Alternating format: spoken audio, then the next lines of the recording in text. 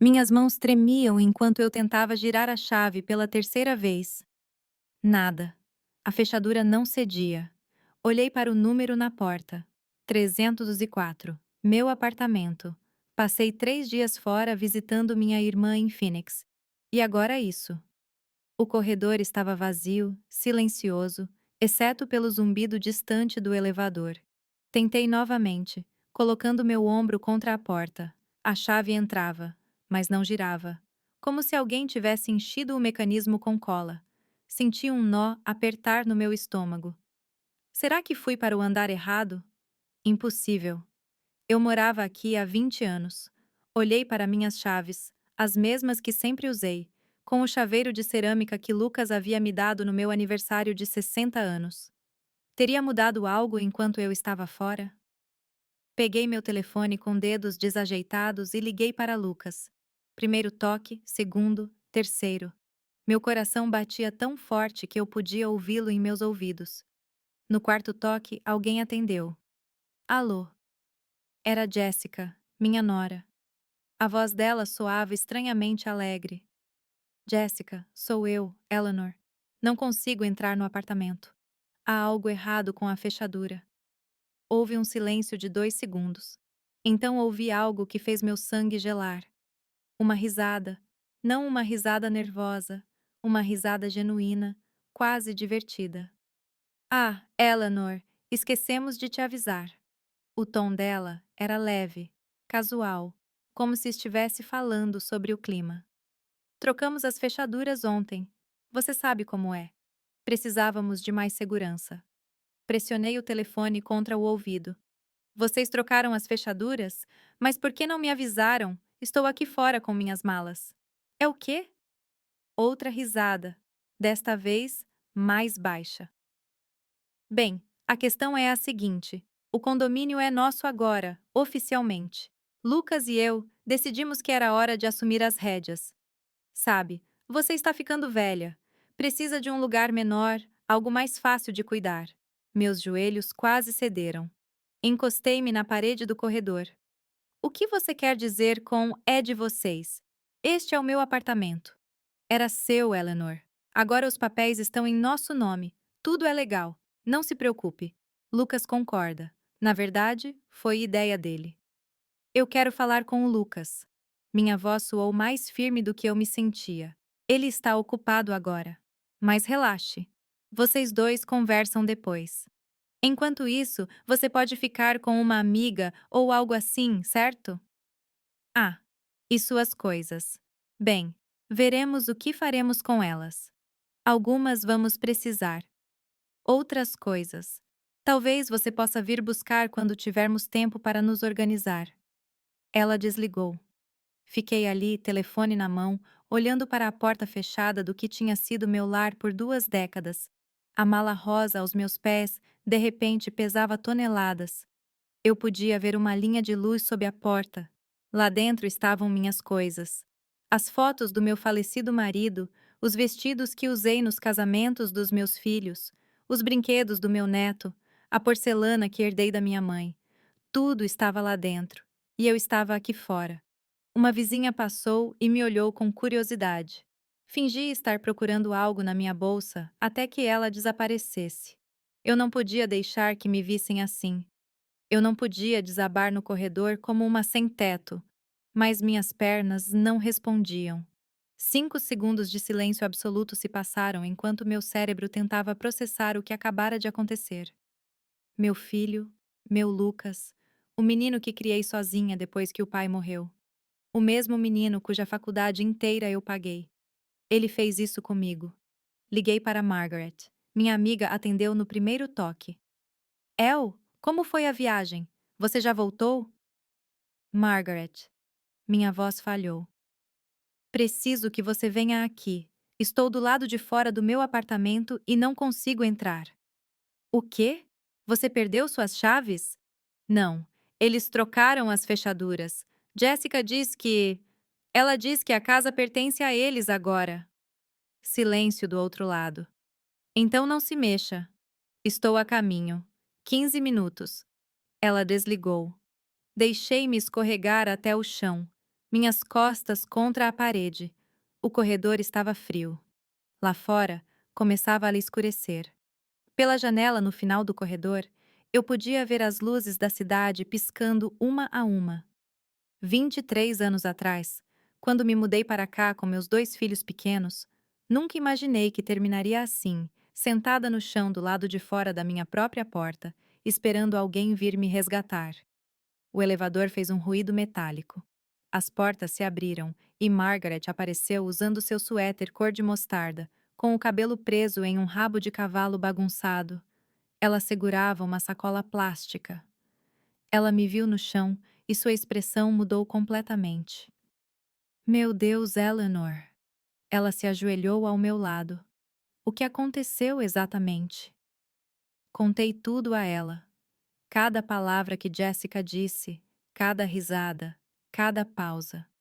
Margaret ouviu com os lábios pressionados, as mãos apertando as minhas cada vez mais forte. Aquela mulher, ela sussurrou. Aquela maldita mulher. Lucas concordou, Margaret. Ela disse que foi ideia dele. Eu não acredito nisso. Lucas te adora. Tem que haver algo mais. Então por que ele não atendeu o telefone? Por que ele deixou Jessica me dizer aquilo? Margaret não tinha uma resposta. Ela me ajudou a levantar e pegou minha mala. Vamos para a minha casa. Vamos descobrir o que fazer amanhã. Agora você precisa descansar. Não posso ir embora assim. Todas as minhas coisas estão lá dentro. E elas ainda estarão lá amanhã. Vamos. A voz dela era firme, mas gentil.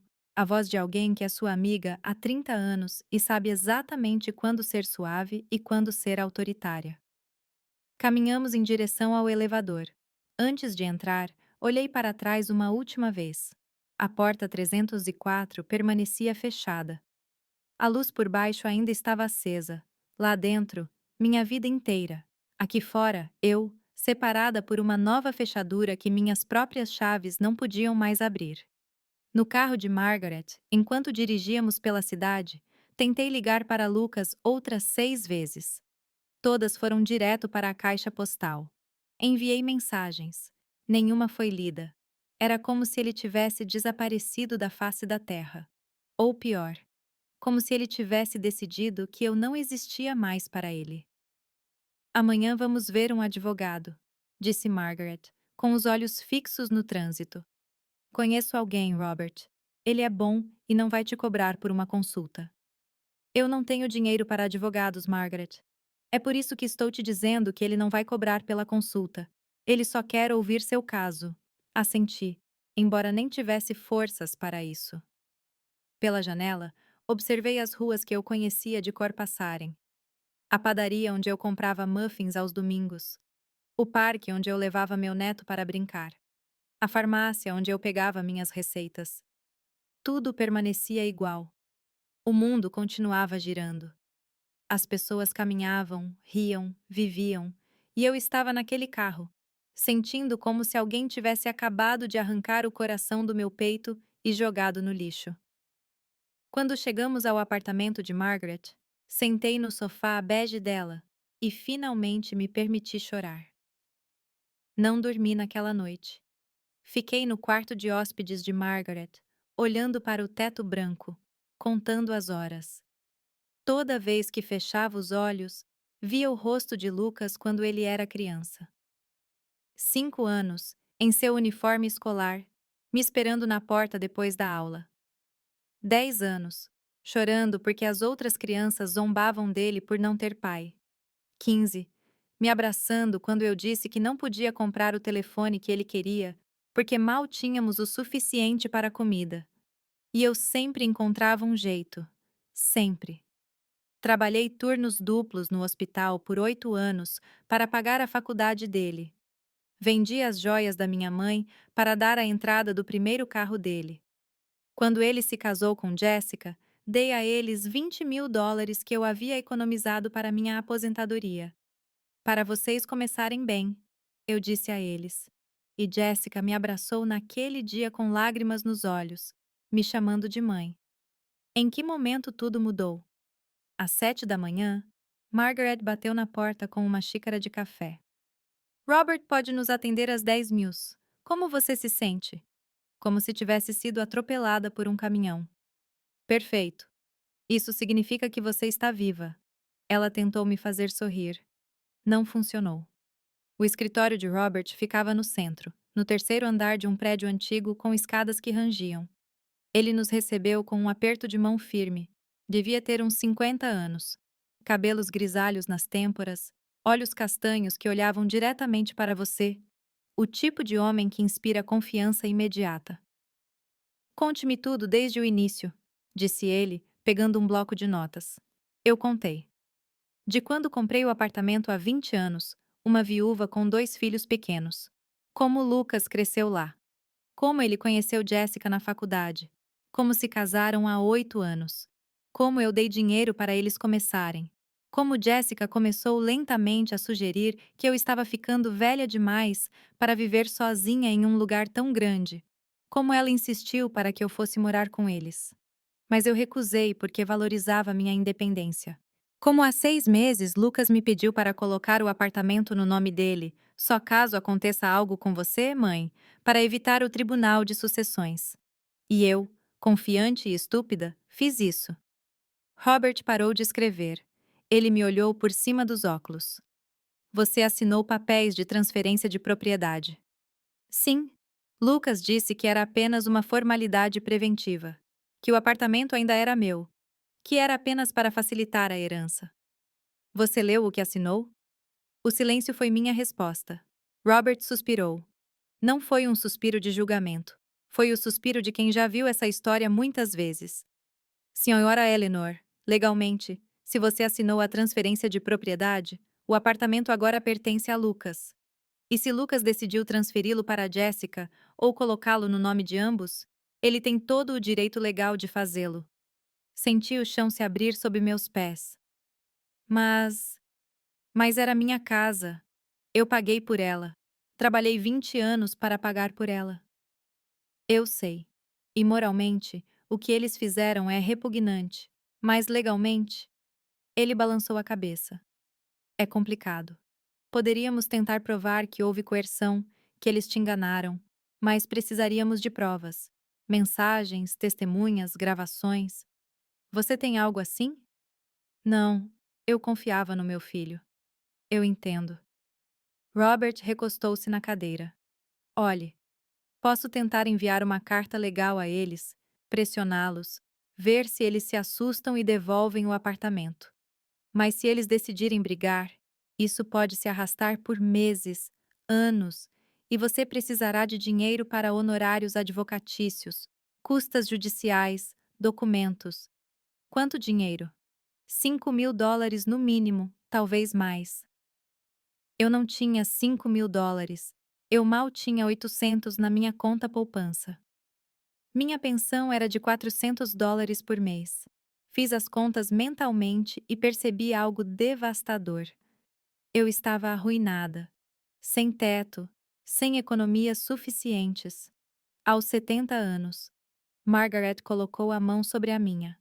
Eu posso te emprestar algo, El. Eu não vou pegar seu dinheiro, Margaret. Você não vai pegar. Eu estou te dando. Robert nos interrompeu. Existe outra opção. Posso tentar negociar com eles. Talvez eles concordem em te dar algum dinheiro pela propriedade, um acordo. Não será justo, mas pelo menos você terá algo para recomeçar. Recomeçar? As palavras soaram amargas na minha boca. Tenho 70 anos. Onde vou recomeçar? Ninguém respondeu porque não havia boa resposta. Saímos do escritório de Robert com uma carta legal que ele enviaria a Lucas e Jessica. Uma carta formal exigindo explicações e propondo mediação. Soava oficial e intimidante no papel, mas eu sabia que não funcionaria. Se Lucas realmente quisesse tomar minha casa, uma carta não o impediria. Margaret me levou de volta ao apartamento dela. No caminho, passamos em frente ao meu prédio. Não pude evitar olhar para o terceiro andar. As janelas do meu apartamento, as cortinas cor de creme que eu mesma havia costurado. Jessica provavelmente já as tinha tirado. Ela provavelmente já estava redecorando com suas coisas modernas e minimalistas que ela gostava tanto, apagando qualquer traço de que eu já vivi lá. Quer que tentemos bater lá? Margaret perguntou. Não, não quero vê-la. Ainda não. Naquela tarde, sentada na varanda de Margaret, tentei ligar para Lucas mais uma vez. Desta vez, ele atendeu. A voz dele soava tensa, quase um sussurro. Mãe, não posso falar agora. Lucas, apenas me diga o porquê. Me dê uma razão. Apenas uma razão que faça sentido. É complicado. Então me explique. Sou sua mãe. Você me expulsou da minha casa. Eu não mereço pelo menos uma explicação? Ouvi barulho ao fundo. A voz de Jessica dizendo algo que não conseguia entender. Então Lucas, ainda mais baixo. Foi para o melhor, mãe. Para todos. Não ligue mais. Ele desligou. Fiquei com o telefone na mão, lágrimas escorrendo pelas minhas bochechas incontrolavelmente. Margaret saiu para a varanda e sentou-se ao meu lado sem dizer nada. Às vezes, o silêncio de um amigo vale mais do que 1000 palavras de conforto. O sol começou a se pôr. O céu ficou laranja e violeta. Era lindo. O tipo de pôr do sol que eu costumava fotografar da minha varanda e enviar para Lucas com mensagens como: Olha que beleza Deus nos deu hoje. E ele respondia com um coração. Sempre um coração. Quando meu filho parou de me amar? 4 dias se passaram. 4 dias vivendo no quarto de hóspedes de Margaret, usando as roupas dela porque as minhas ainda estavam trancadas no meu apartamento. 4 dias ligando para Lucas e recebendo silêncio. A carta de Robert foi enviada e nunca obtivemos resposta. Era como gritar em um poço sem fundo. Na quinta noite, Margaret fez chá de camomila e sentou-se à minha frente na pequena mesa da cozinha. Você precisa me contar tudo, El, desde o início. Algo não bate. Lucas não era assim. Ela estava certa. Lucas não era assim. Pelo menos não o Lucas que eu conhecia. Fechei os olhos e voltei 12 anos no tempo. Lucas tinha 26 anos. Ele tinha acabado de terminar a faculdade. Eu trabalhava como enfermeira no turno da noite no Hospital Geral. Chegava em casa às 7 da manhã, dormia 4 horas, levantava para cozinhar, limpar, pagar contas. Minha vida era uma roda de hamster que nunca parava. Mas era minha roda, meu apartamento, meu esforço. Lucas conseguiu um emprego em uma empresa de marketing. Ele não ganhava muito, mas era um começo. Ele ainda morava comigo. Me dava US$ 300 por mês para ajudar nas despesas. Saíamos para tomar café da manhã, aos domingos, na lanchonete da esquina. Conversávamos sobre tudo: seus sonhos, seus medos, as garotas que ele gostava. Eu era sua confidente, seu porto seguro. Então ele conheceu Jessica. Lembro perfeitamente o dia em que ele a trouxe para casa. Alta, magra, cabelos pretos longos e lisos, vestido verde esmeralda, saltos altos, embora estivéssemos apenas comendo em casa. Sorriso perfeito. Perfeito demais. Ela me abraçou e disse: Senhora Eleanor, Lucas fala tanto sobre a senhora. É um prazer conhecer a mulher que criou um homem tão maravilhoso. Eu gostei dela. Ah, eu queria acreditar nisso. Os primeiros meses foram bons. Jessica vinha jantar às sextas-feiras. Ela me ajudava a lavar a louça. Perguntava sobre meu trabalho no hospital. Parecia genuinamente interessada. Lucas estava radiante, apaixonado como eu nunca o tinha visto, e eu estava feliz por ele. Afinal, que mãe não quer ver o filho feliz? Um ano depois, Lucas me disse que queria se casar.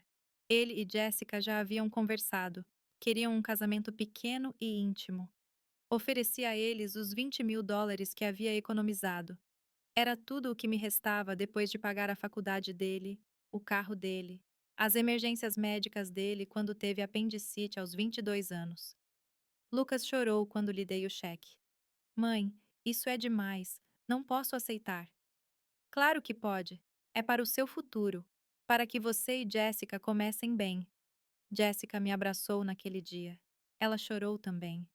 Mãe Eleanor, ela me disse. Prometo cuidar de Lucas como a senhora cuidou. Prometo fazê-lo feliz.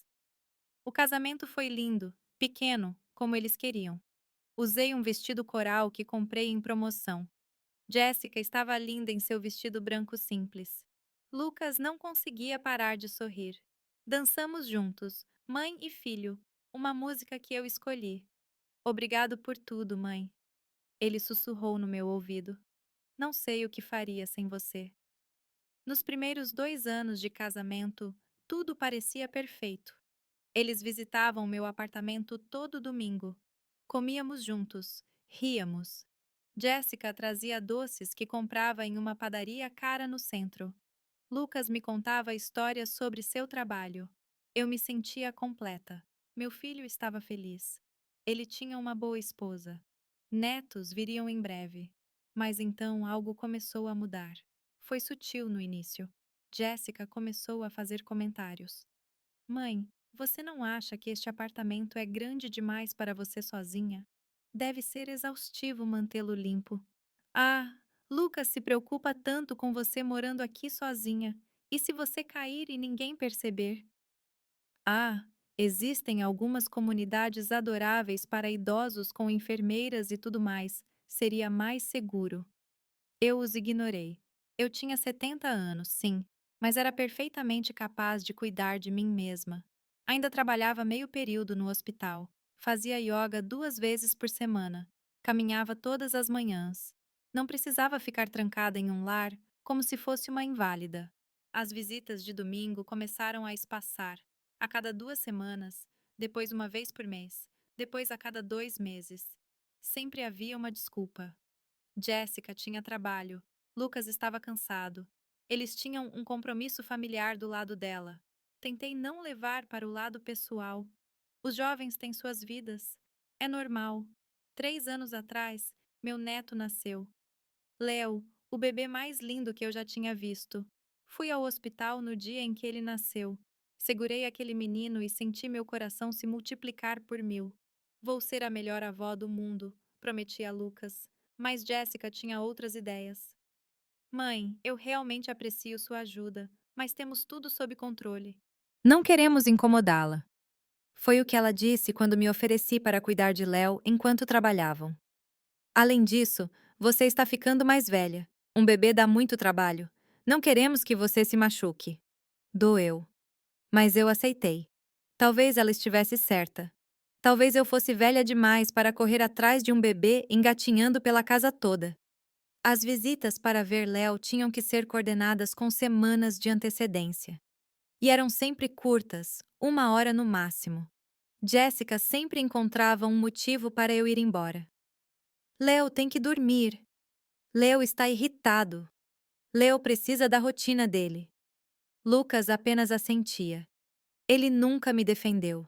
Ele nunca disse: Mãe, fique mais tempo. 1 ano atrás, Lucas chegou sozinho ao meu apartamento numa tarde. Sem aviso, ele parecia nervoso.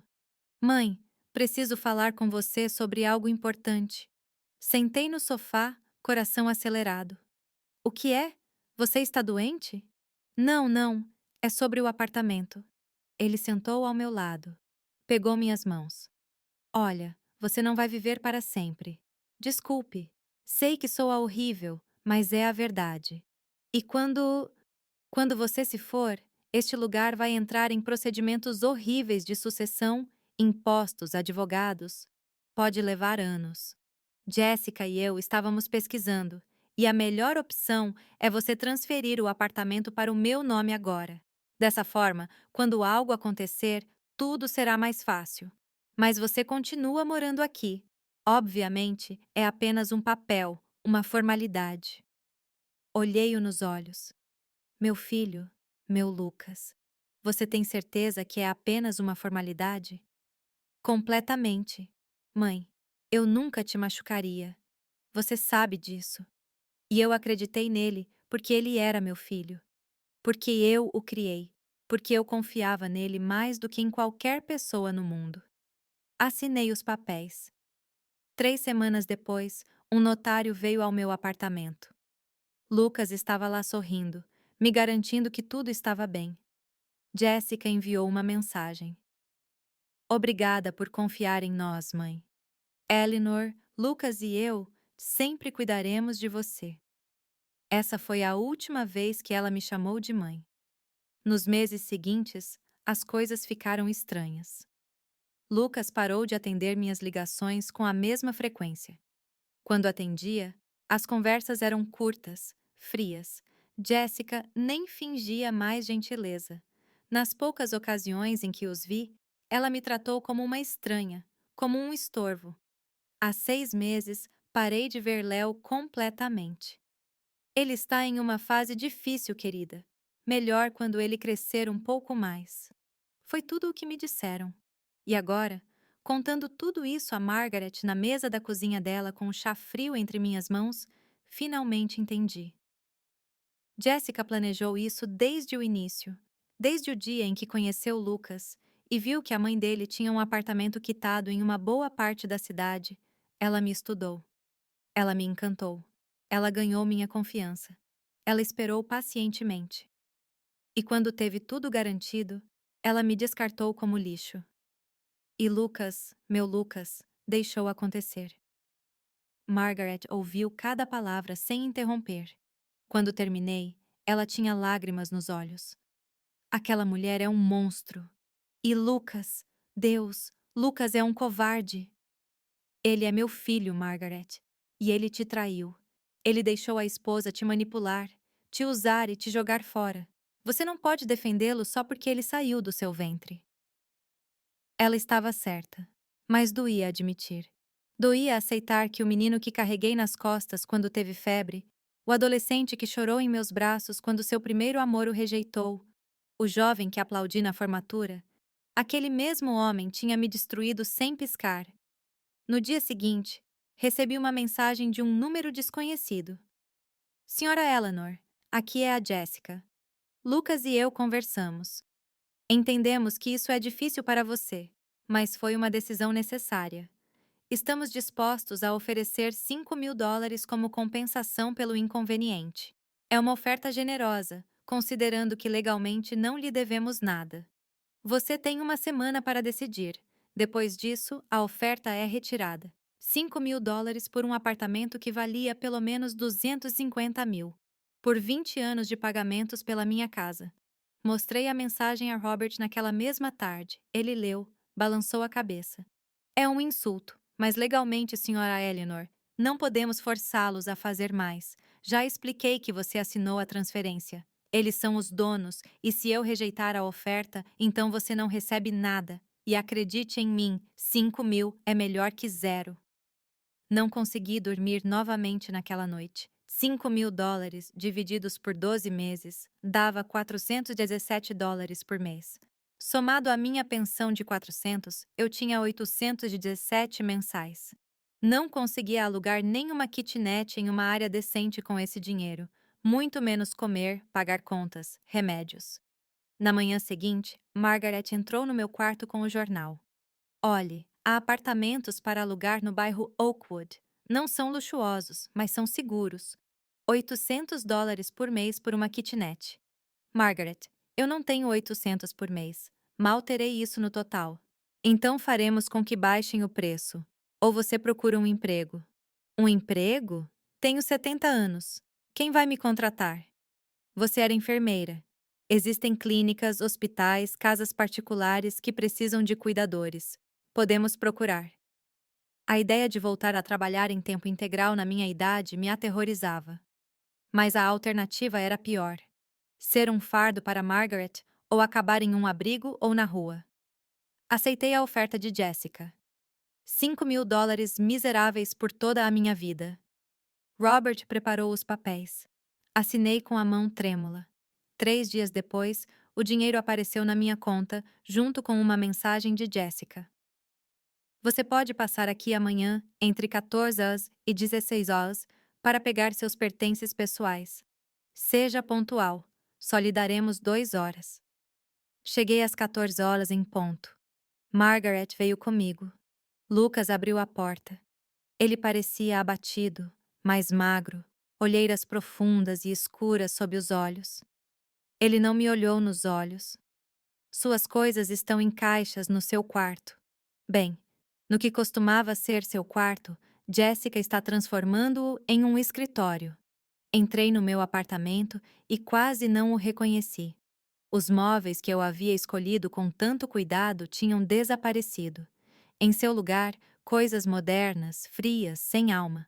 As paredes que eu pintara de pêssego agora eram brancas. As fotos de família que ficavam no corredor haviam sido substituídas por arte abstrata que não significava nada. Meu quarto, meu santuário, estava vazio, exceto por 6 caixas de papelão empilhadas no centro. 20 anos de vida reduzidos a 6 caixas. Abri a primeira, roupas, a segunda, fotos, a terceira, livros. Na quarta, encontrei a porcelana da minha mãe embrulhada em jornal. Várias peças estavam quebradas. Eu podia ver os cacos soltos no fundo da caixa. Ninguém se incomodou em embalar com cuidado. Onde está o resto? Perguntei. Minha voz mal passava de um sussurro. Jessica apareceu na porta, segurando Léo nos braços. Meu neto, 3 anos de idade, e ele não me reconheceu. Olhou para mim como se eu fosse uma estranha. O resto nós doamos. Coisas velhas que não precisávamos. Pensamos que você também não precisaria, considerando que agora viverá em um lugar menor. Doaram. Senti o quarto girar. Vocês doaram os móveis da minha mãe, a escrivaninha do meu marido, os quadros que comprei na minha viagem a Santa Fé. Eram apenas coisas, mãe. Você acumulava demais. Isso é melhor, mais minimalista, mais saudável. Margaret teve que me segurar porque minhas pernas cederam. Você é uma mulher miserável, disse ela a Jessica. Uma miserável sem coração. Jessica apenas sorriu. Cuidado com as acusações. Poderíamos processar por difamação. Lucas permaneceu no corredor, imóvel, olhando para o chão. Ele não disse nada. Não me defendeu. Não disse nada à esposa. Ele estava apenas ali como um fantasma do que um dia foi meu filho. Carregamos as 6 caixas para baixo entre Margaret e eu. Lucas não ofereceu ajuda. 3 viagens até o carro. Na terceira, cruzei com a senhora Martinez do apartamento 302. Ela me conhecia desde que me mudei. Eleanor, o que você está fazendo com tantas caixas? Não consegui responder. Margaret fez isso por mim. Ela vai fazer uma longa viagem. Uma mentira branca. Mais fácil do que explicar a verdade. Na última caixa, encontrei algo que me quebrou completamente. Uma carta escrita por Lucas quando ele tinha 17 anos. Encontrei-a nas coisas dele do ensino médio. Dizia: Mãe, sei que às vezes sou difícil e não digo o suficiente, mas você é minha heroína. Tudo o que sou é graças a você. Algum dia vou cuidar de você como você cuidou de mim. Eu prometo. Te amo mais do que tudo no mundo. A letra irregular de um adolescente. As palavras honestas de um filho que amava a mãe. Onde estava aquele Lucas agora? O que Jessica fez com ele para transformá-lo neste estranho que me deixou carregar caixas sem me ajudar? De volta à casa de Margaret, abri cada caixa procurando coisas específicas. Meu álbum de fotos de casamento. Não estava lá. As cartas que meu marido me escreveu enquanto namorávamos. Também não estavam. O colar de pérolas que minha avó me deixou. Sumiu. O cobertor que tricotei quando Lucas era bebê. Não encontrei. Tudo o que tinha valor sentimental havia sido doado ou jogado fora. Só me deixaram o básico. Roupas, alguns livros, fotos soltas, objetos sem importância para eles, mas que eram minha história, minha identidade. Naquela noite, liguei para minha filha mais nova, Sarah. Ela morava em Houston com o marido. Não nos falávamos há meses porque nos afastamos desde que ela se casou e se mudou. Contei tudo a ela. Mãe, não consigo acreditar. Lucas sempre foi o filho perfeito. Como ele pôde fazer isso com você? Eu não sei, querida. Eu não sei. Você quer vir para Houston? Eu posso. Bem, não temos muito espaço, mas podemos dar um jeito. Não vou ser um fardo para você também. Você não seria um fardo, mas. Nós duas sabíamos que seria. Sarah e o marido mal conseguiam lidar com as próprias despesas. Adicionar outra pessoa ao pequeno apartamento deles seria um desastre. Desliguei, sentindo-me mais sozinha do que nunca. 70 anos, sem casa, com US$ 5.000 que evaporariam em meses. Com um filho que me traiu e uma filha que estava longe demais para me ajudar.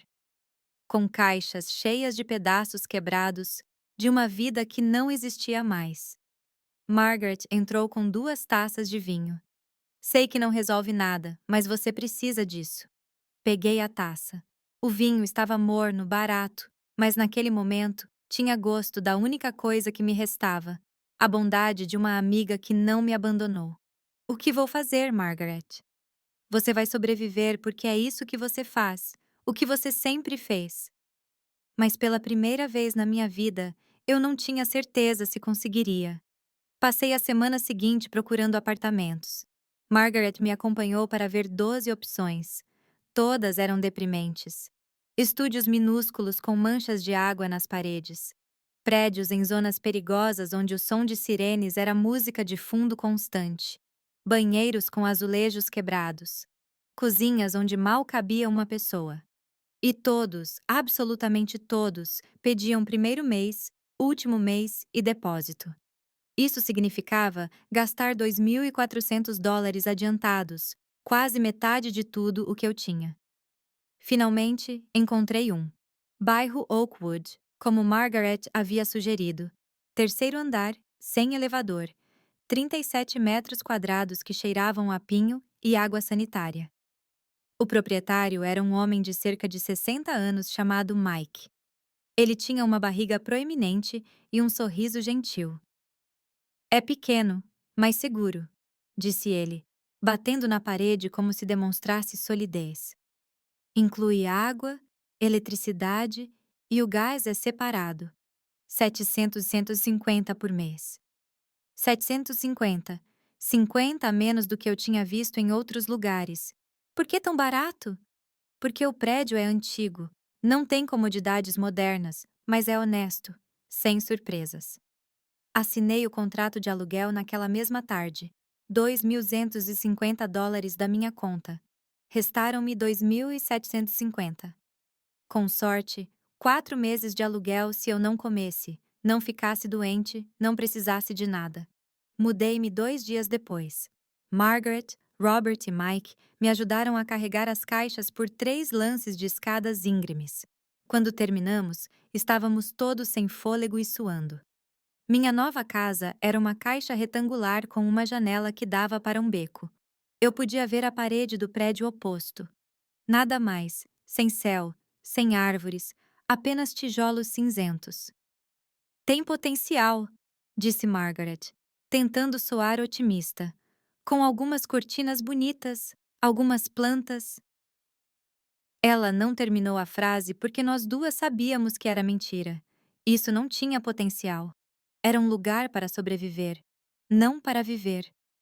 Naquela noite, dormi em um colchão inflável que Margaret me emprestou.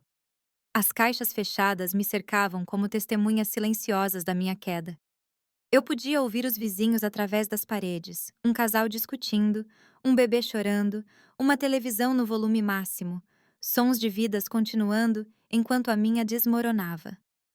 No dia seguinte, comecei a procurar trabalho. Visitei 3 clínicas particulares. Em todas me disseram a mesma coisa.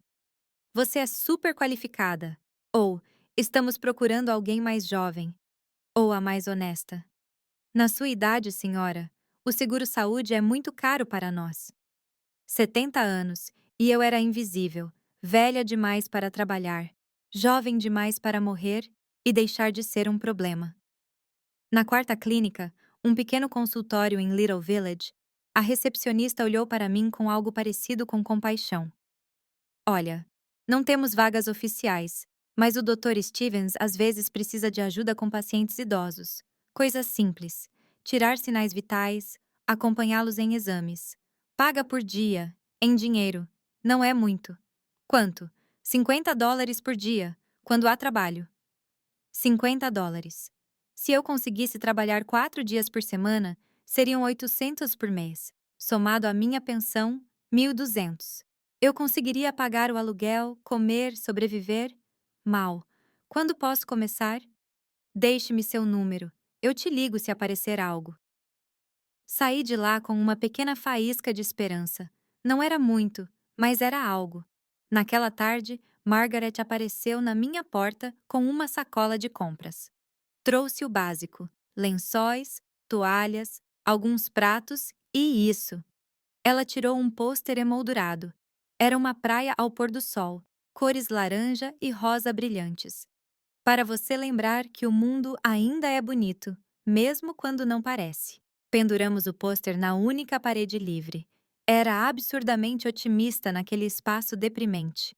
Mas algo em mim se agarrou àquela imagem, àquela promessa de que em algum lugar o sol ainda se punha sobre o oceano, que a beleza ainda existia. Nos dias seguintes, estabeleci uma rotina. Acordava às 6 horas, caminhava 30 minutos no parque próximo, voltava, café da manhã com café e torrada, ligava para clínicas, hospitais, lares de idosos pedindo trabalho, recebia rejeições, comia algo simples ao meio-dia, arroz, feijão, ovos, coisas baratas que enchiam. À tarde, tentava organizar meu espaço, arrumando os poucos pertences que me restavam para que o lugar parecesse menos triste. Não funcionava. As noites eram as piores. O silêncio depois que os vizinhos iam dormir. Apenas eu e meus pensamentos. Pensava em Lucas, em Leo, no meu apartamento que agora era deles. Imaginava Jessica decorando meu quarto, apagando cada traço de que eu já existia ali.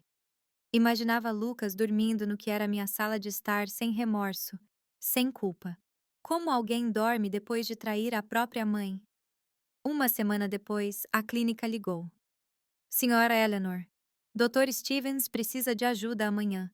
Um paciente de 82 anos precisa de acompanhamento para uma ressonância magnética. Você pode fazer isso? Sim, claro, eu. Por quê? Cheguei 15 minutos adiantada. O Dr. Stevens era um homem de cerca de 55 anos. Alto, cabelo completamente branco, óculos de aro grosso. Ele apertou minha mão com firmeza. Eleanor, certo? Olhe, o Sr. Campos é um paciente complicado. Ele tem Alzheimer precoce. Ele se confunde facilmente. Preciso que você o acompanhe. Mantenha-o calmo. Certifique-se de que ele siga as instruções. Você consegue fazer isso? Fui enfermeira por 35 anos, doutor. Eu dou conta. E eu dei. O Sr. Campos era um velhinho doce que pensava que eu era filha dele. Deixei que ele acreditasse. Segurei a mão dele durante o exame. Contei histórias para distraí-lo do barulho da máquina. Quando terminamos, ele estava calmo e sorrindo. O Dr. Stevens me pagou $50 em dinheiro. Você fez um trabalho excelente. Pode voltar na quinta-feira? Tenho outra paciente que precisa de acompanhamento para quimioterapia. Estarei lá. Saí da clínica com $50 no bolso, sentindo-me quase humana novamente. Não era muito, mas era meu. Ganho com meu esforço. Ninguém tinha roubado de mim. Ninguém tinha tirado. Naquela noite, Margaret me convidou para jantar no apartamento dela.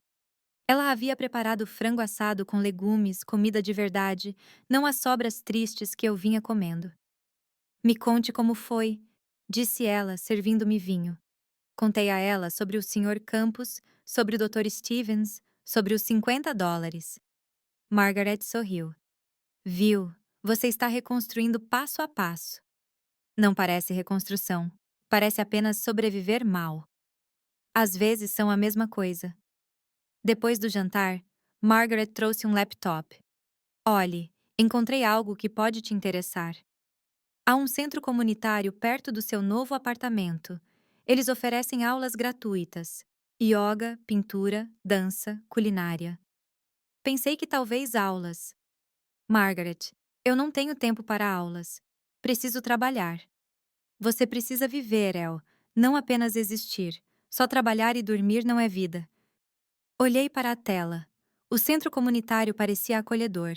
Pessoas sorrindo nas fotos. Aulas às terças e quintas à tarde. Yoga às 5. Eu poderia ir depois do trabalho se conseguisse turnos matinais.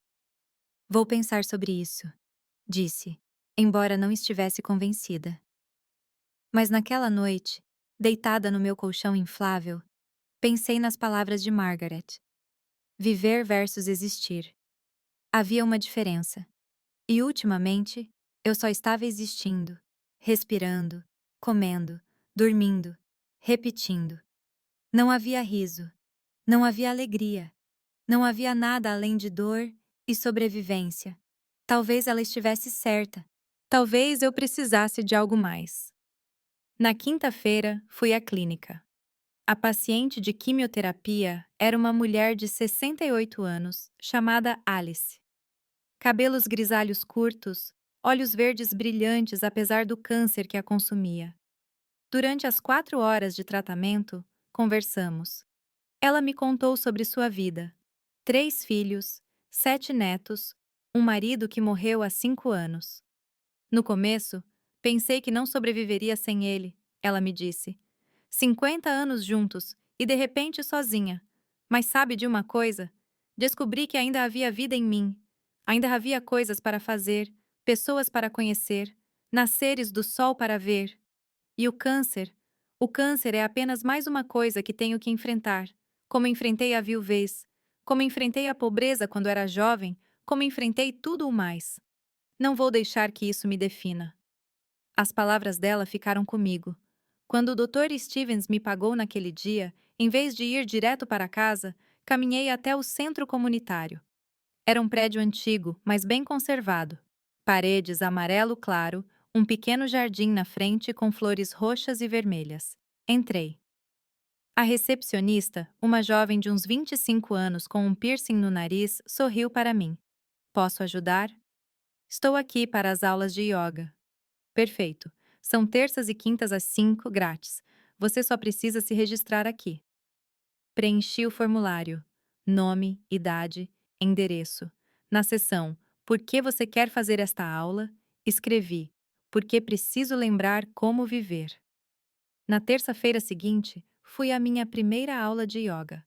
Éramos 12 mulheres, todas com mais de 50 anos. A instrutora era uma mulher magra, de cerca de 40 anos, chamada Helena. Voz suave, movimentos fluidos. Yoga não é sobre ser perfeito, disse ela enquanto nos guiava nas posturas. É sobre estar presente, sobre respirar, sobre encontrar paz no movimento. Eu não era perfeita. Meus joelhos estalavam. Minhas costas protestavam. Mas pela primeira vez em semanas, minha mente se aquietou. Não pensei em Lucas. Não pensei em Jessica. Não pensei no meu apartamento perdido. Apenas respirei. Apenas me movi. Apenas existi naquele momento. Depois da aula, uma das mulheres se aproximou de mim. Ela era mais velha que eu, talvez 75. Cabelos brancos presos em um coque bagunçado. Primeira vez, certo? Dá pra ver no seu rosto. Aquela mistura de confusão e alívio. É tão óbvio. Todas nós chegamos aqui assim. Sou Margaret, a propósito. Margaret Hernandez. Sou. Também. Digo, não, desculpe. Sou Eleanor. Tenho uma amiga chamada Margaret, e me confundi. Rimos. Foi a primeira risada genuína que saiu da minha boca em semanas. As aulas de yoga se tornaram meu refúgio. Terças e quintas, 5 da tarde, sem falta. O grupo de mulheres me acolheu com um calor inesperado. Além de Margaret Hernandez, havia Rose, uma ex-professora do ensino fundamental com artrite nas mãos, mas um sorriso contagiante. Havia Alice, sim, minha paciente de quimioterapia, que descobri que fazia as aulas também quando se sentia forte o suficiente. E havia Patrícia, uma viúva recente procurando preencher seus dias vazios. Devíamos ir tomar café depois da aula algum dia, sugeriu Rose numa tarde enquanto enrolávamos nossos tapetes. Tem uma cafeteria a 2 quadras daqui. Eles têm muffins deliciosos. Quando quiser, amiga. Não posso gastar dinheiro em cafeterias, disse eu antes de pensar. Depois me arrependi. Soei tão pobre, tão derrotada. Mas Rose apenas assentiu. Entendo perfeitamente. Eu também não podia no começo. Minha pensão mal dava. Mas descobri que um café uma vez por semana, compartilhado com boa companhia, vale mais do que ficar em casa economizando aqueles $3 e se sentindo miserável. Ela estava certa. Fomos naquela tarde. A cafeteria era pequena, com mesas de madeira gastas e toalhas xadrez. Pedi o café mais barato. Elas pediram tudo: cappuccinos, milkshakes, fatias de bolo. Insistiram em compartilhar comigo. É assim que funcionamos aqui, explicou Alice, me passando um pedaço de sua torta de maçã. Todas nós já estivemos no fundo do poço em algum momento. Todas sabemos o que é não ter nada, então, quando podemos, compartilhamos. Contei a elas minha história. Não tudo. Eu não conseguia. Estava muito fresco, muito doloroso. Mas contei o suficiente. Que meu filho tinha ficado com meu apartamento, que eu estava vivendo em uma kitnet minúscula, que trabalhava quando podia na clínica do Dr. Stevens. Nenhuma julgou. Nenhuma olhou para mim com pena, apenas compreensão. Minha filha não fala comigo, disse Patrícia, a viúva. 3 anos atrás, emprestei a ela $15.000 para o negócio dela. O negócio faliu. Ela me disse que foi minha culpa por pressioná-la a aceitar o dinheiro. Não foi. Ela pediu, mas agora sou a vilã da história dela. Não vejo meus netos desde então. É um luto, disse Rose. Meu filho mora na Califórnia. Me liga no meu aniversário e no Natal, 2 vezes por ano, como uma obrigação, como marcar uma caixa em sua lista de tarefas. Não o vejo pessoalmente há 20 anos. Histórias de mães quebradas por filhos ingratos. Eu não estava sozinha. Eu não era a única. Isso não fazia doer menos, mas tornava a dor mais suportável, compartilhada. Comecei a ir à cafeteria toda quinta-feira depois da yoga. Tornou-se uma tradição, meu pequeno luxo semanal. $3 que eu poderia ter economizado, mas investi na minha sanidade. O trabalho na clínica do Dr. Stevens tornou-se regular. 3, às vezes 4 dias por semana. $50 por dia. Não era o suficiente para prosperar, mas era o suficiente para sobreviver com dignidade.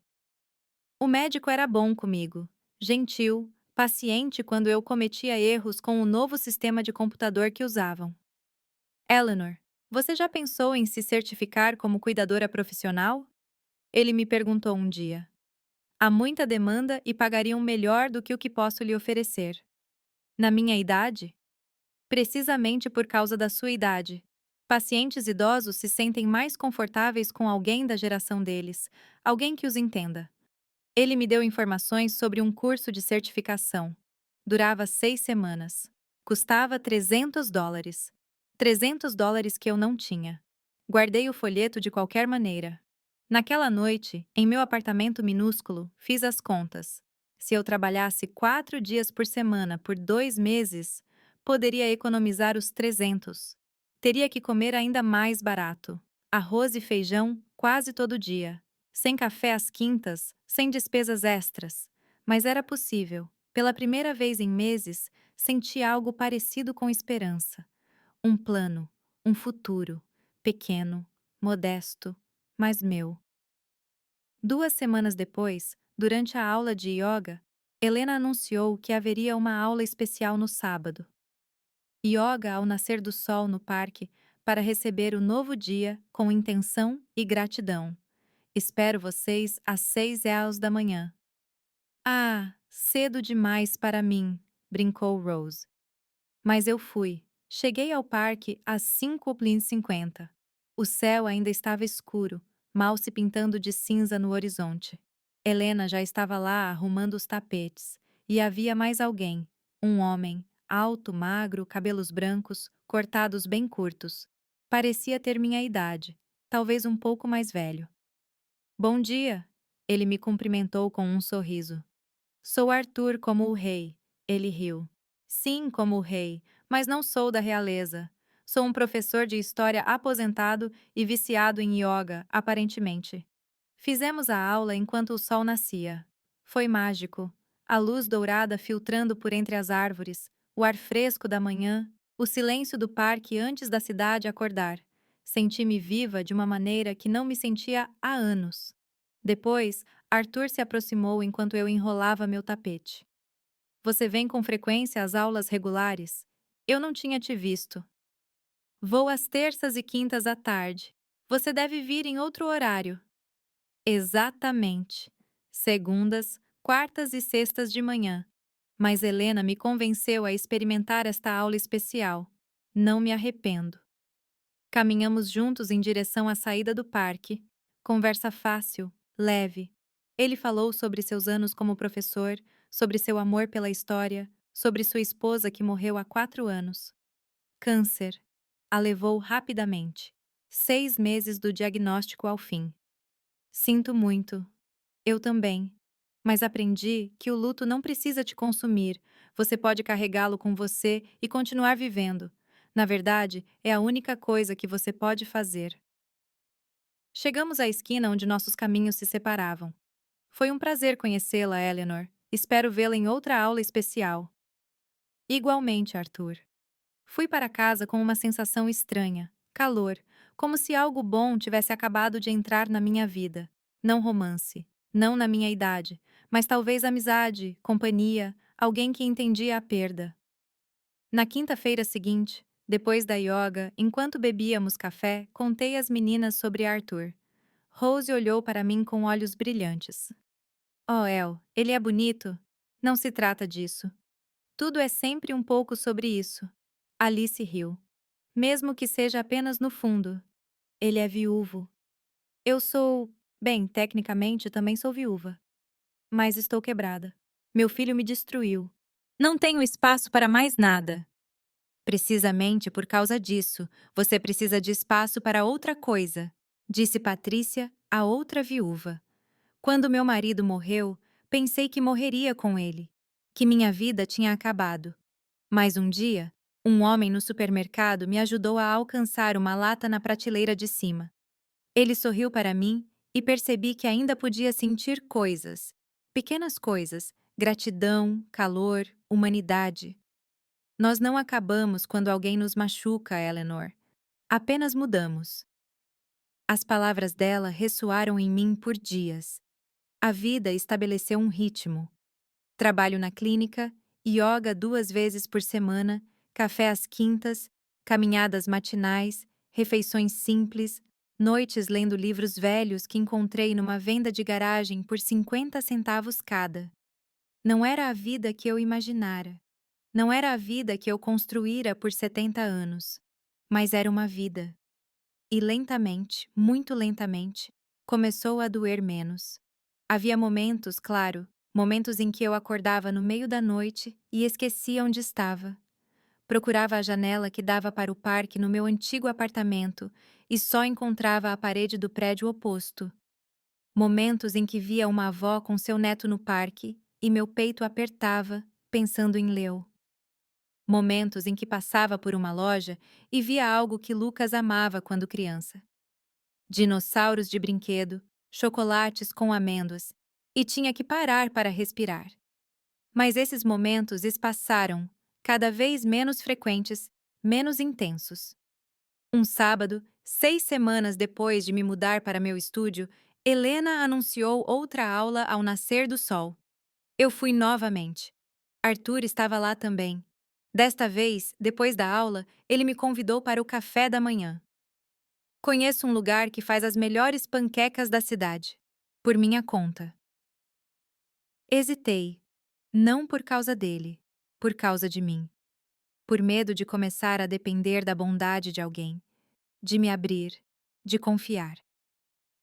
São apenas panquecas, Eleanor, disse ele com um sorriso. Não um compromisso vitalício. Fomos e ele estava certo. As panquecas eram extraordinárias. Conversamos por 2 horas sobre tudo e nada. Sobre livros, sobre filmes, sobre como a cidade havia mudado, sobre nossos filhos. Contei a ele sobre Lucas, sobre Jessica, sobre tudo. Ele ouviu sem interromper. Meu filho também não fala muito comigo, disse ele quando terminei. Ele mora na Espanha. Decidiu que a América não era suficiente para ele. O vejo uma vez por ano, se tiver sorte. Não porque ele esteja com raiva de mim, simplesmente porque a vida dele é lá e a minha é aqui. Às vezes os filhos crescem e se afastam. Dói, mas é natural. Sua situação, a sua é diferente. A sua foi traição. Sim. Você o perdoou? Não sei se consigo. Você não precisa. Não agora. Talvez nunca. O perdão é para você, não para ele. Quando você estiver pronta, se algum dia estiver, será nos seus termos. Palavras sábias de um homem que claramente havia feito as pazes com a perda e a decepção. O café da manhã com Arthur tornou-se rotina. Sábado sim, sábado não. Depois da yoga ao nascer do sol, nada formal, nada romântico, apenas duas pessoas idosas compartilhando café e conversa. Ele me contava histórias de seus anos de ensino. Eu contava sobre meus pacientes na clínica.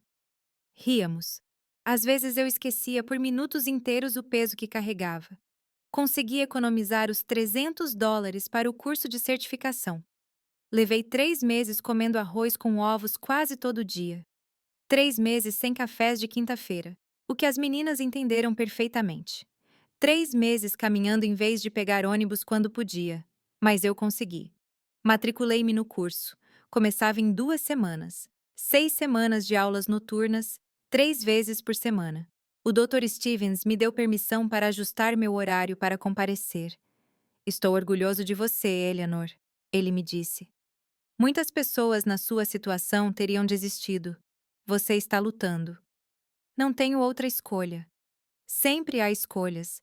Desistir é uma. Você escolheu lutar. Isso significa algo. Na noite anterior ao início do curso, Margaret veio me visitar. Ela trouxe uma garrafa de vinho barato e um saco de tacos. Celebração preventiva, anunciou, para o seu novo começo. Comemos sentadas no chão do meu estúdio porque eu só tinha uma cadeira. Bebemos vinho em copos de plástico porque eu ainda não tinha comprado taças, e pela primeira vez em meses senti algo parecido com felicidade. Sabe o que é mais incrível? Margaret disse, bochechas rosadas pelo vinho. Que apesar de tudo o que aconteceu, você ainda está aqui, mais forte, mais você mesma do que quando morava naquele apartamento grande cuidando de todo mundo, menos de você. Não me sinto mais forte. Mas você é.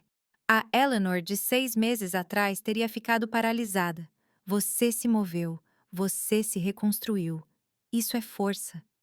Talvez ela estivesse certa. Talvez houvesse força em sobreviver, em levantar toda manhã, em continuar respirando quando tudo dentro de mim queria parar. O curso foi intenso. Aprendemos técnicas de cuidado para pacientes com mobilidade reduzida, como lidar com emergências médicas básicas, protocolos de higiene, aspectos legais do cuidado profissional. Havia 20 alunos. Eu era a mais velha. Alguns me olhavam com curiosidade. Uma mulher de 70 anos estudando de novo, mas a maioria me tratava com respeito. Conheci uma colega de classe chamada Alice. Não a minha Alice da yoga. Outra Alice, mais jovem, talvez 50 anos, recém-divorciada. Meu marido foi embora com uma mulher 20 anos mais jovem. Ela me contou durante um intervalo. Me deixou sem nada. Tenho que me reinventar ou passar fome. Estou me reinventando também, disse a ela. Por quê? Se não for muito pessoal perguntar. Contei a ela uma versão resumida. Meu filho, o apartamento, a traição. Ela balançou a cabeça. Filhos podem ser cruéis. Minha filha tomou o partido do pai. Diz que eu o afastei com minhas exigências. Minhas exigências eram que ele não me traísse. Aparentemente, isso é pedir demais. Rimos amargamente. O humor negro de mulheres traídas. As 6 semanas passaram. Os exames foram difíceis, mas passei. Em todos. Recebi minha certificação em uma pequena cerimônia no mesmo centro comunitário. Margaret foi. Dr. Stevens também, e Arthur, o professor, e as meninas da yoga. Minha pequena família escolhida. Estamos orgulhosas de você, disse Rose, me abraçando forte. Olhe tudo o que você conquistou. Com a certificação em mãos, comecei a me candidatar a agências de cuidados profissionais. A resposta foi imediata. Havia demanda, muita, especialmente para alguém com minha experiência como enfermeira.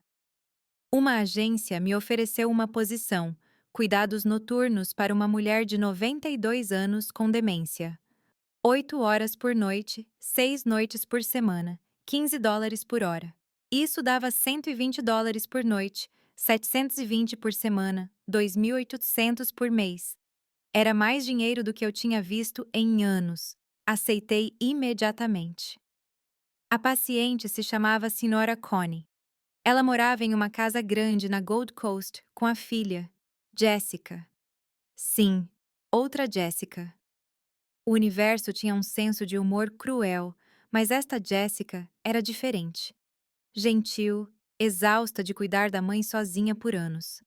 Ela precisava de ajuda desesperadamente. Minha mãe não dorme bem, explicou ela. No primeiro dia ela se levanta, anda por aí, fica confusa.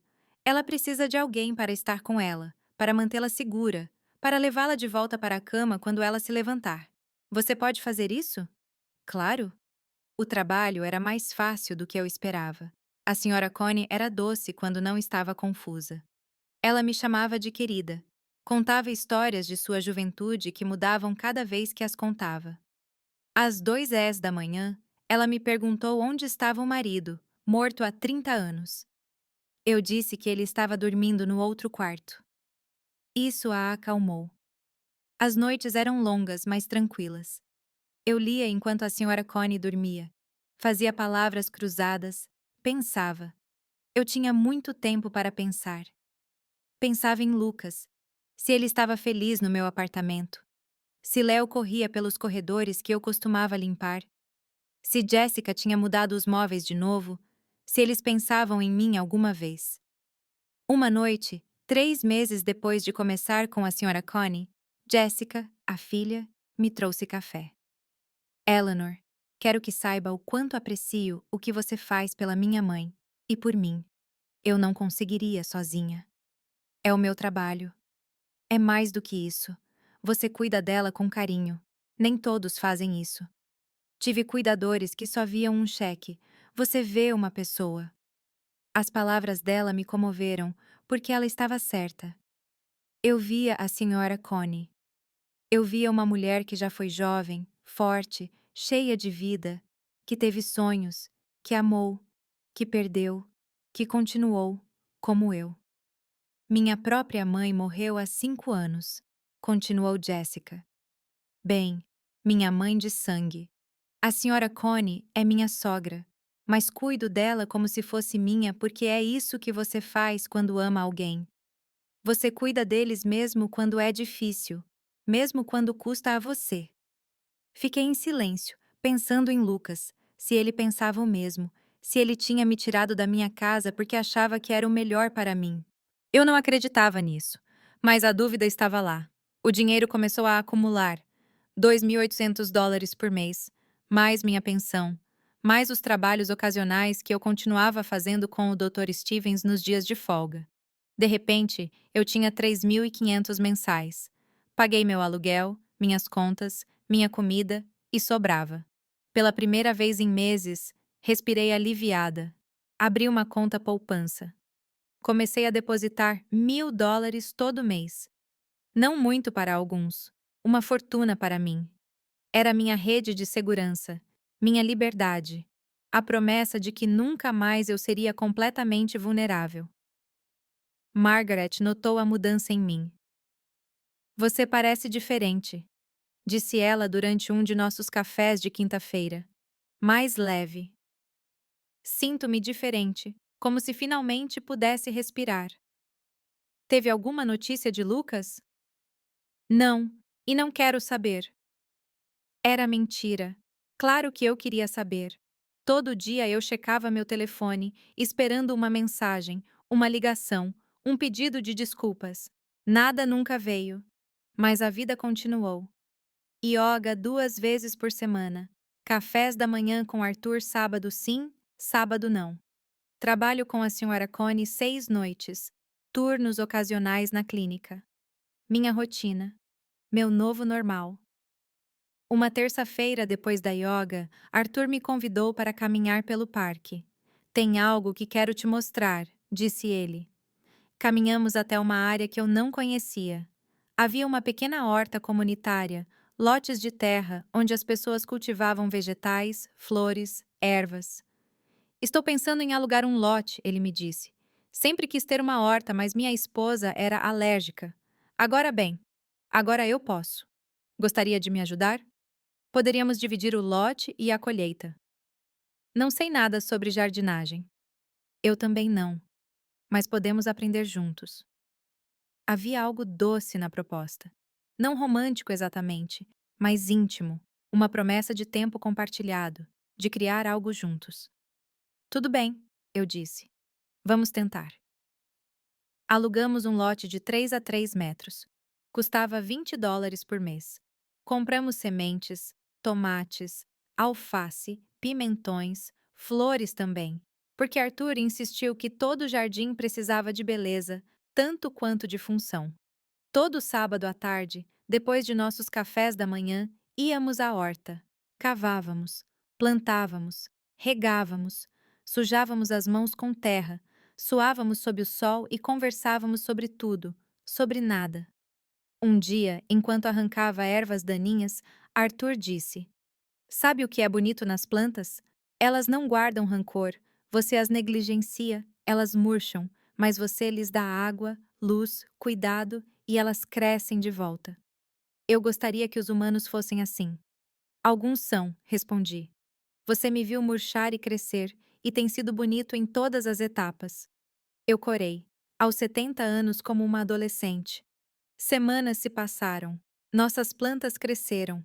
Pequenos brotos verdes que se tornaram caules fortes. Flores que se abriram em explosões de cor laranja e amarela. Tomates que começaram como pontos verdes e ficaram vermelhos e gordos. Nossa primeira colheita, anunciou Arthur num sábado, cortando 3 tomates perfeitos. Devíamos celebrar. Como? Deixe-me cozinhar para você amanhã na minha casa. Foi a primeira vez que ele me convidou para a sua casa. Um passo pequeno, mas significativo. Ok, eu disse. A casa dele era modesta. Um apartamento de 2 quartos, não muito diferente do que eu tinha antes, mas estava cheio de livros. Paredes inteiras cobertas de prateleiras, história, filosofia, romances, poesia. Um lar construído de palavras. Ele cozinhou macarrão com molho de tomate feito com nossos tomates. Simples, mas delicioso. Comemos na pequena varanda dele, assistindo ao pôr do sol. Obrigada, eu disse a ele, por tudo, por ser meu amigo quando eu mais precisei. O prazer foi meu, Eleanor. Você me salvou também. Mesmo que não saiba. Depois que minha esposa morreu, eu estava perdido. Passava dias sem falar com ninguém. A yoga me deu rotina, mas você me deu propósito. Alguém com quem compartilhar as plantas, as refeições, a vida. Ficamos em silêncio, observando o céu ficar rosa e laranja. Por um momento, apenas por um momento, senti-me completamente em paz.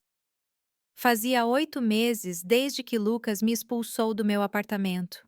8 meses me reconstruindo pedaço por pedaço. Eu estava em um bom lugar. Não perfeito, mas bom, estável. Eu tinha um emprego. Tinha amigos. Tinha uma rotina que me dava propósito. Havia dias inteiros em que eu não pensava em Lucas, onde não doía. E então, numa tarde de terça-feira, a mensagem chegou.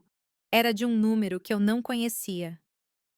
Senhora Eleanor, aqui é Robert. Podemos conversar?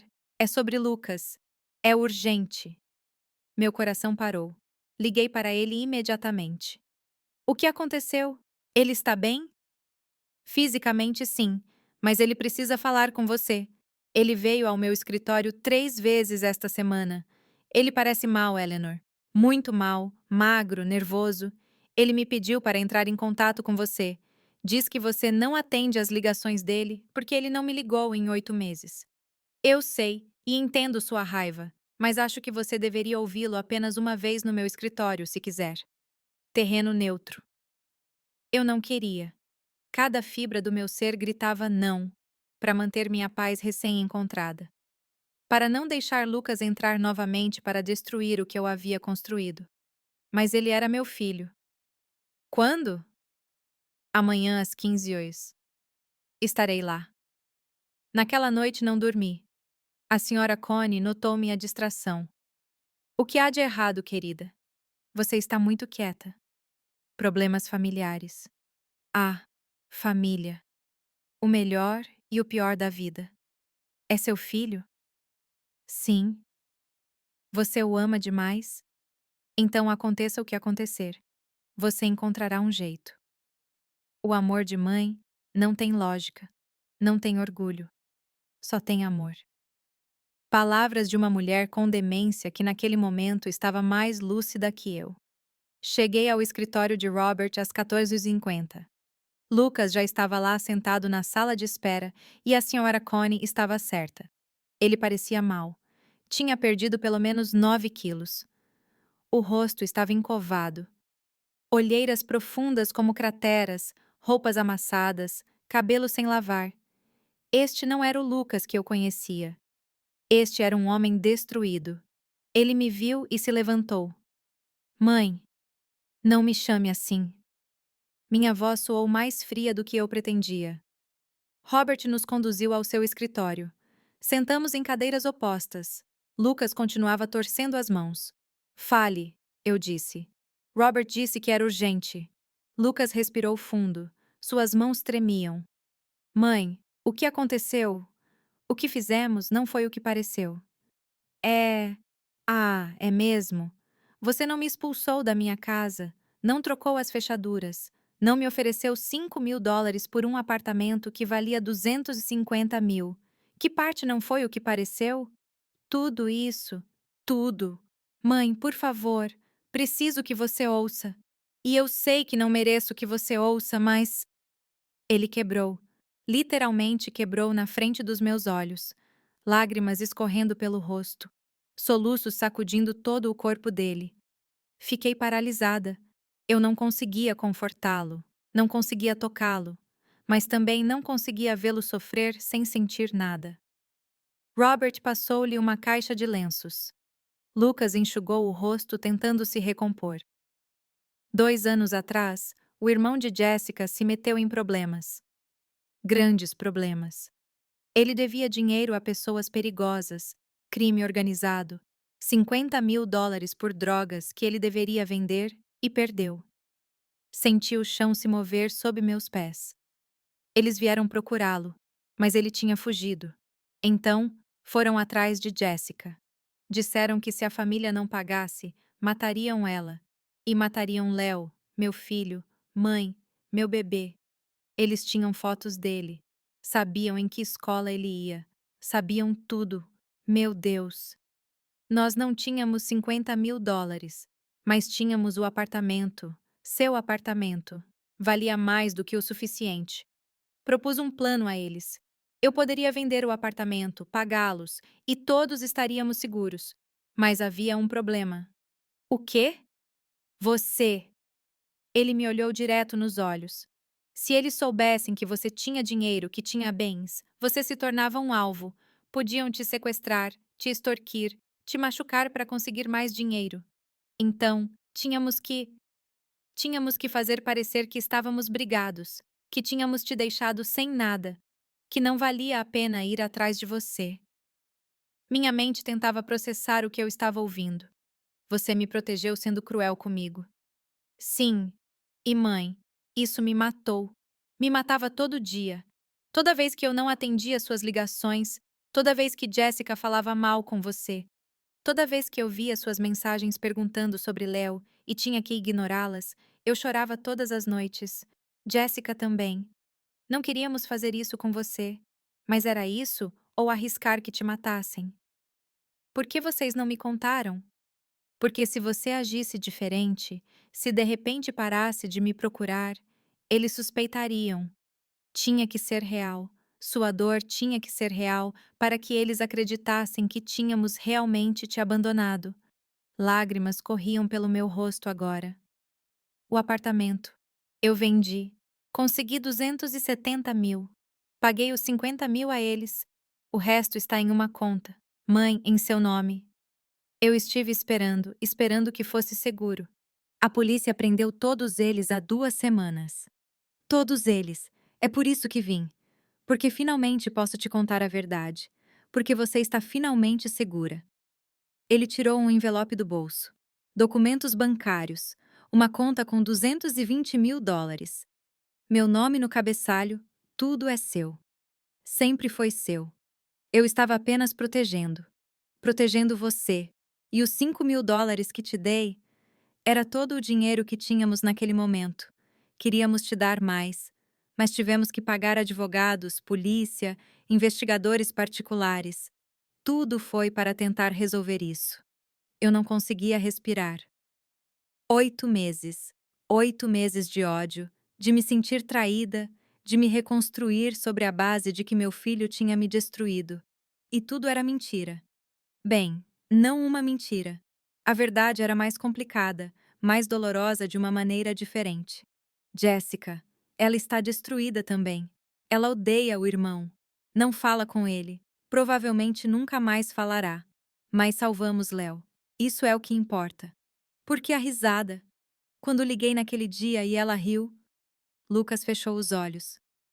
Eles estavam ouvindo. Tinham colocado escutas no apartamento. Tínhamos que atuar.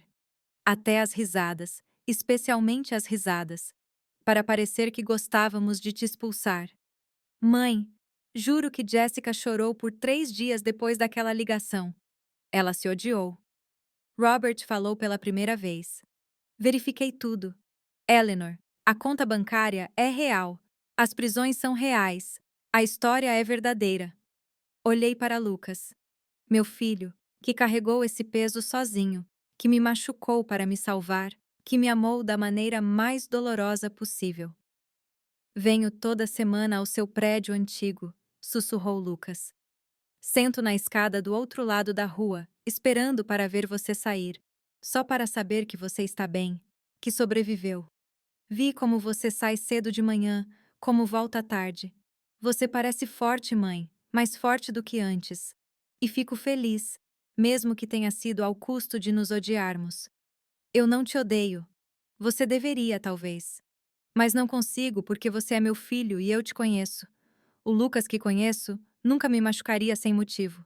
Eu deveria ter sabido. Eu deveria ter confiado nisso. Não. Fizemos tudo para que você não confiasse.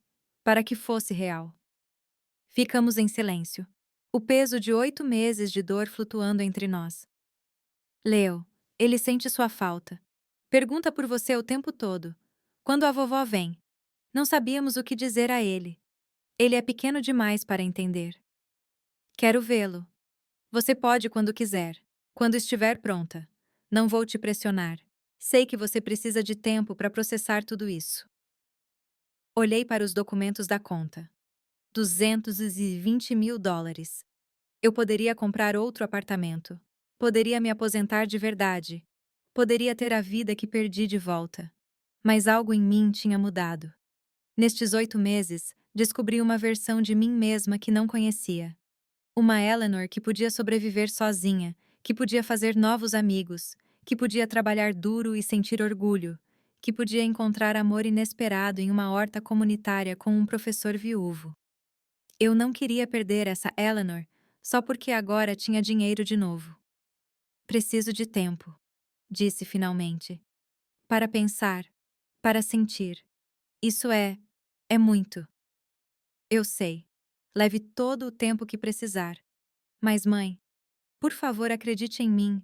Quando digo que não passou um único dia sem que eu pensasse em você, sem me odiar pelo que estávamos fazendo com você, mesmo que fosse pelos motivos certos. Saí do escritório de Robert em estado de choque.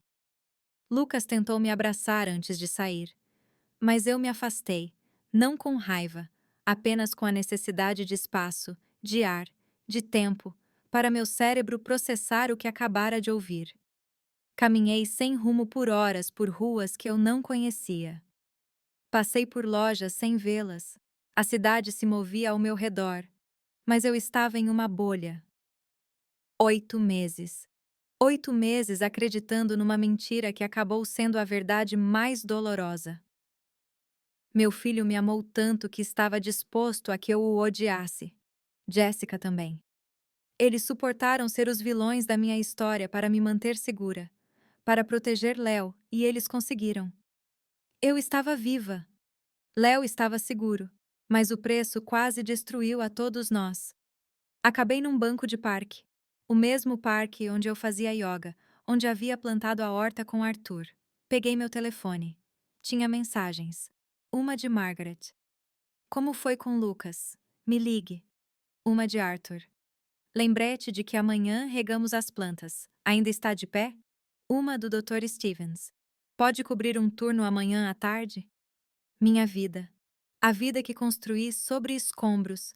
A vida que agora fazia sentido, mas de uma maneira completamente diferente. Liguei para Margaret. Contei tudo a ela. Cada palavra que Lucas disse, cada detalhe da conta bancária, cada lágrima. Meu Deus, eu não consigo, nem consigo processar. Como você se sente? Não sei. Aliviada, furiosa, triste, feliz, tudo ao mesmo tempo. É possível sentir tudo isso junto depois do que você viveu? É possível sentir qualquer coisa. 220 mil dólares, Margaret. Eu poderia comprar um condomínio, poderia parar de trabalhar à noite, poderia ter minha vida de volta, mas não sei se quero aquela vida de volta. A Eleanor que vivia naquele apartamento estava adormecida. Confortável, mas adormecida. A Eleanor de agora está viva, acordada. Sinto tudo mais intensamente, o bom e o ruim. Então não volte a ser quem você era. Seja quem você é agora, mas com mais recursos. Sábia, Margaret. Sempre sábia. Naquela noite, trabalhei com a Sra. Connie como sempre. Não contei nada a ela porque ela não se lembraria de qualquer maneira. Mas sua presença era reconfortante. Às 3 da manhã, quando ela acordou confusa, procurando o marido morto, guiei-a de volta para a cama com paciência infinita. Você também perdeu alguém? Ela me perguntou com surpreendente lucidez. Vejo nos seus olhos aquela dor de quem perdeu algo importante. Achei que tinha perdido meu filho, mas acontece que ele estava apenas se escondendo, me protegendo do jeito dele. E agora que você o encontrou, agora tenho que decidir o que fazer com isso. O amor não é preto e branco, querida. É cinza. É complicado. É perdoar mesmo quando dói. Especialmente quando dói. Ela adormeceu novamente, me deixando com suas palavras. Os dias seguintes foram uma montanha russa. Lucas me ligou. Não atendi imediatamente. Precisava de espaço. Mas enviei uma mensagem. Preciso de tempo. Não estou com raiva. Apenas preciso processar. Ele respondeu. Eu entendo. Estarei aqui quando você estiver pronta. Te amo, mãe. Aquelas palavras. Te amo, mãe. Fazia 8 meses que eu não as ouvia. Pareciam reais agora. Não vazias, não forçadas. Reais. No sábado, fui à horta com Arthur. Enquanto regávamos nossos tomates, contei tudo a ele. Ele ouviu sem interromper como sempre. Quando terminei, permaneceu pensativo. Sabe qual é a parte mais difícil do amor? disse ele finalmente. Que às vezes eles nos protegem de maneiras que nos machucam e temos que decidir se o amor por trás da ferida é suficiente para perdoar a própria ferida. Você conseguiria? Perdoei meu filho por não vir ao funeral da mãe. Ele estava na Espanha. Disse que não conseguiu voo a tempo. Mais tarde descobri que podia. Ele simplesmente não queria. Não conseguia encarar vê-la num caixão. Preferiu lembrá-la viva. Doeu que ele não estivesse lá. Mas entendi o porquê. Você disse a ele? Não. Porque a dor dele também era real. Nem tudo precisa ser dito. Às vezes o perdão é silencioso. Palavras sábias de um homem que viveu o suficiente para entender as nuances cinzentas das relações humanas. Uma semana depois, liguei para Lucas. Quero ver Léo. Quando? Amanhã no parque. Terreno neutro. Apenas ele e eu primeiro. Depois você e eu podemos conversar. O que você quiser. Mãe, o que você precisar. No domingo às 10h da manhã, eu estava no parque. Lucas chegou com Léo pela mão. Meu neto, ele tinha crescido tanto em 8 meses. Não era mais um bebê. Era um menininho com cabelo preto bagunçado e os olhos do pai. Lucas o soltou. Léo correu em minha direção. Vovó? Ele nem hesitou. Abraçou minhas pernas com a força de um pequeno urso. Cheirava a shampoo de bebê e biscoitos. Ajoelhei-me. O abracei. Chorei em seu pequeno ombro enquanto ele acariciava minha cabeça. Não chore, vovó. Estou aqui. Lucas ficou à distância, nos dando espaço. Léo e eu brincamos. Ele me contou sobre sua escola, sobre seus amigos, sobre o cachorro que queria, mas seus pais não deixavam ter, como se os últimos 8 meses não tivessem existido. As crianças têm essa capacidade de viver no presente absoluto sem rancores, sem bagagem. Depois de 1 hora, Lucas se aproximou. Léo correu para os balanços. Ficamos sozinhos. Obrigado por vir, disse ele. Ele é meu neto. Claro que eu viria. E nós? Você e eu? Respirei fundo. Entendo por que você fez o que fez. Até respeito. Você protegeu sua família como eu te protegi a vida toda. Mas, Lucas, doeu. Doeu mais do que você pode imaginar. E mesmo que eu entenda as razões, a dor foi real. Eu sei. E sinto muito. Sinto com cada parte do meu ser. Não preciso que você sinta. Preciso de tempo. Preciso reconstruir a confiança. Não que você me ame, isso eu sei agora, mas que se algo acontecer de novo, você me incluirá. Você me contará, não me protegerá me mantendo no escuro. Eu te prometo, nunca mais. Bom. Ficamos em silêncio, vendo Léo brincar. Duas pessoas que se amavam, mas que haviam sido quebradas e agora tentavam encontrar a maneira de se encaixar novamente. O que você vai fazer com o dinheiro? Ele perguntou. Não sei ainda. Talvez comprar um pequeno condomínio. Talvez investir. Talvez doar metade. Não decidi. É seu. Faça o que te fizer feliz. Feliz. Que palavra complicada. 8 meses atrás, eu teria dito que ser feliz era ter meu apartamento, ver minha família, viver confortavelmente. Agora eu sabia que a felicidade era mais complexa. Era a senhora Connie me chamando de querida às 3h da manhã. Era o café de quinta-feira com as meninas. Era plantar tomates com Arthur.